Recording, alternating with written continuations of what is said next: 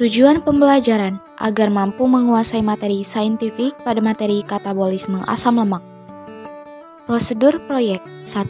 Carilah dan pahami materi mengenai metabolisme, katabolisme asam lemak dan energi katabolisme.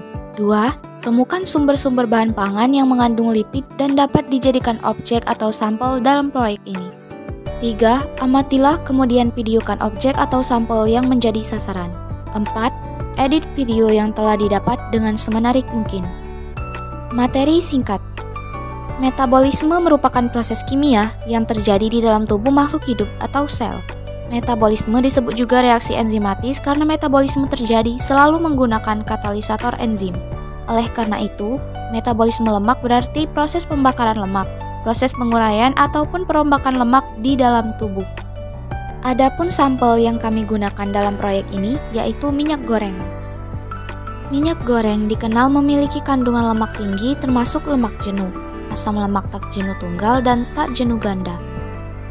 Minyak goreng sawit yang biasa digunakan sebagai bahan memasak. Pada 100 gram minyak goreng sawit, terdapat 100 gram lemak. Menurut Standar Nasional Indonesia disingkat SNI, minyak goreng merupakan bahan pangan dengan komposisi utama trigliserida yang berasal dari bahan nabati. Biasanya telah melalui proses refinasi atau pemurnian, baik dengan atau tanpa perubahan kimiawi yang disebabkan oleh pendinginan. Banyak tumbuhan yang dapat diambil trigliseridanya untuk dijadikan minyak goreng, seperti kelapa, kelapa sawit, kacang-kacangan, jagung, wijen, kemiri, dan jarak. Minyak goreng mengandung asam lemak jenuh dan tak jenuh. Asam lemak jenuh pada minyak goreng terdiri atas kaproat, kaprilat, laurat, miristat, palmitat, dan stearat. Sementara asam lemak tak jenuhnya yaitu oleat dan linoleat. Komponen tersebut dapat memberikan manfaat sekaligus efek yang tidak baik bagi kesehatan. Pembahasan tahap katabolisme lemak. Tahap 1. Aktivasi asam lemak di sitoplasma. Asam lemak difosforilasi dengan menggunakan satu molekul ATP dan diaktifkan dengan asetil-CoA, menghasilkan asam lemak CoA, AMP, dan pirofosfat inorganik. Tahap kedua, pengangkutan asam lemak CoA dari sitoplasma ke mitokondria dengan bantuan molekul pembawa kartinin yang terdapat dalam membran mitokondria. Tahap yang ketiga yaitu reaksi beta oksidasi.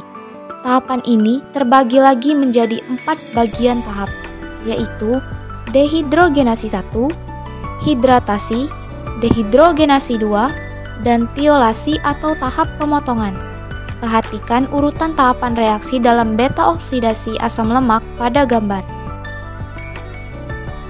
Dehidrogenasi 1 yaitu dehidrogenasi asam lemak CoA yang sudah berada di dalam mitokondrion oleh enzim asil CoA dehidrogenase, menghasilkan senyawa enoil CoA.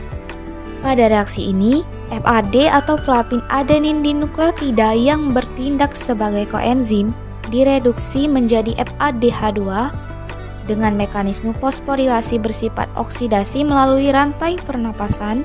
Suatu molekul FADH2 dapat menghasilkan 2 molekul ATP.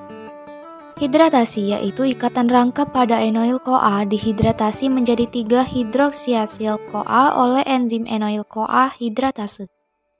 Kemudian dehidrogenase 2. Pada tahap ini, dehidrogenasi 3 hidroksiasil CoA oleh enzim beta hidroksiasil CoA dehidrogenase dengan NAD+ sebagai koenzimnya menjadi beta ketoasil CoA.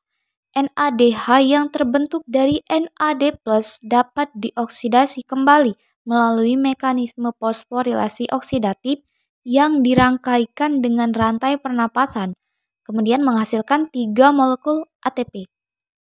Tahap tiolasi. Terjadi pemecahan molekul dengan enzim beta ketoasil CoA tiolase.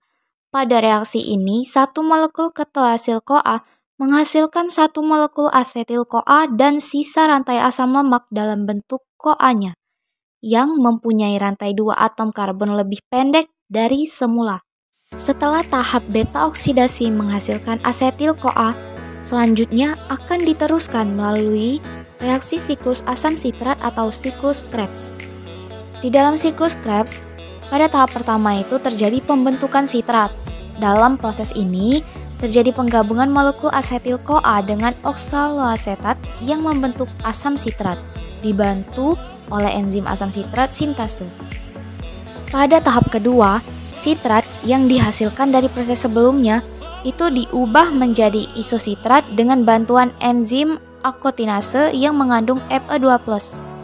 Tahap ketiga, ini terjadi proses dekarboksilasi atau perombakan pertama kali. Isositrat yang terbentuk dari tahapan sebelumnya itu dioksidasi menjadi oksalosuksinat yang terikat oleh enzim isositrat dehidrogenase. Pada tahap ini juga, isositrat diubah menjadi alfa ketoglutarat oleh enzim yang sama dan dibantu NADH. Pada tahap keempat, terjadi proses pengubahan alfa ketoglutarat menjadi suksinil CoA oleh enzim alfa ketoglutarat kompleks dan proses oksidasi. Tahap kelima, suksinil CoA itu diubah menjadi suksinat. Tidak hanya dibantu dengan enzim, tapi tahap pengubahan ini itu dibantu oleh Mg2+ dan GDP yang dengan fosfat membentuk GTP. Nah, GTP inilah yang diubah menjadi ATP, sehingga menjadi energi yang dibutuhkan oleh jaringan. Tahap keenam, suksinat akan dioksidasi menjadi fumarat dengan bantuan enzim suksinat dehidrogenase. Tahap ketujuh adalah proses hidrasi. Pada proses ini terjadi penambahan atom hidrogen pada ikatan karbon sehingga menghasilkan produk berupa malat. Pada tahap terakhir, malat tersebut dioksidasi untuk menghasilkan oksaloasetat yang dibantu dengan enzim malat dehidrogenase. Oksaloasetat kemudian akan menangkap asetil-CoA sehingga siklus Krebs dapat terus-menerus terjadi. Selain itu, pada tahap ini juga berupa NADH. Energi katabolisme. Energi yang dilepaskan atau dihasilkan dari asam palmiat mulai dari tahap aktivasi, tahap beta oksidasi, dan tahap siklus Krebs. Pada tahap aktivasi itu membutuhkan 1 ATP untuk memulai reaksinya. Tahap beta oksidasi menghasilkan 1 FADH2, 1 NADH, dan 1 asetil-CoA. Pada siklus Krebs menghasilkan energi berupa 3 NADH, 1 FADH2, dan 1 GTP atau ATP. Kesimpulan, minyak goreng adalah salah satu contoh sumber lemak dalam kehidupan sehari-hari. Metabolisme merupakan proses kimia yang terjadi di dalam tubuh makhluk hidup atau sel. Metabolisme lemak adalah proses di mana asam lemak disintesis atau dicerna kemudian dipecahkan untuk menghasilkan energi atau disimpan di dalam tubuh makhluk hidup.